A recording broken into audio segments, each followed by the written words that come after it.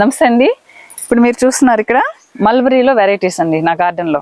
ఇక్కడ చూసారంటే ఇది తాయ్ వెరైటీ, చాలా పెద్ద కాయ వస్తుంది. బ్లాక్ లో వచ్చినప్పుడు మనకి స్వీట్ గా ఉంటుంది, ఇట్లా పింక్ కలర్ ఉన్నప్పుడు కొంచెం పులుపు ఉంటుందండి. ఇదంతా ఇప్పుడు ఫ్రూన్ చేస్తున్నాను.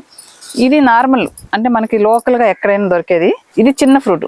మల్బరీకి ప్రత్యేకత ఏంటంటే పూత రాదు, డైరెక్ట్ గా కాయ వచ్చేస్తుంది. ఇది ఇంత కాయ అంతే, చిన్నది వస్తుంది. మనం ఎప్పుడైతే ప్రతి ఆకుని తీస్తామో, ఇట్లా ఆకు లేకుండా చేస్తామో, అప్పుడు చిగురుతో పాటుగా డైరెక్ట్ గా కాయ అనేది వచ్చేస్తుంది. చూడండి ఇక్కడ కూడా, ఇది కూడా మొత్తం ఆకులు లేకుండా డైరెక్ట్ గా మొత్తం ప్రూన్ చేశాను. ఇది స్పెషల్ అండి, గ్రీన్ మల్బరీ. కొంచెం లాంగ్ వస్తుంది.